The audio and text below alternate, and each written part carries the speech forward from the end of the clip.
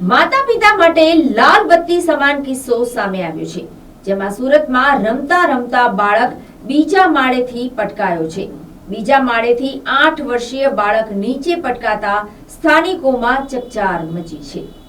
રઘુવીર સિલ્વરસ્ટોન નામની બિલ્ડિંગમાં બનાવ બન્યો છે, ત્યારે ઈજાગ્રસ્ત બાળકને સારવાર માટે હોસ્પિટલ ખસેડાયો છે. બીજા માળેથી રમતા રમતા બાળકનો પગ લપસી ગયો હતો. વેસુ વિસ્તારમાં રઘુવીર સિલ્વરસ્ટોન નામની બિલ્ડિંગમાં આ બનાવ બન્યો છે.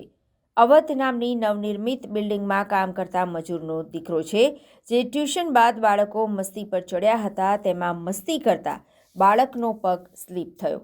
108માં બાળકને સિવિલ હોસ્પિટલ ખસેડાયો છે, ત્યારે સિવિલ હોસ્પિટલમાં બાળકની હાલત નાજુક છે. અગાઉ રાજકોટમાં આવેલા રેસકોર્સ રિંગ રોડ પર આવેલી એક સોસાયટીમાં વસવાટ કરતા પરિવારમાં અચાનક વાલસોઈ બાળકીનું મોત થઈ જતા આક્રંદનો માહોલ છવાયો હતો. અહેવાલ પ્રમાણે 1.5 વર્ષની બાળકી રમતા રમતા પાણીની ડોલમાં પડી ગઈ હતી.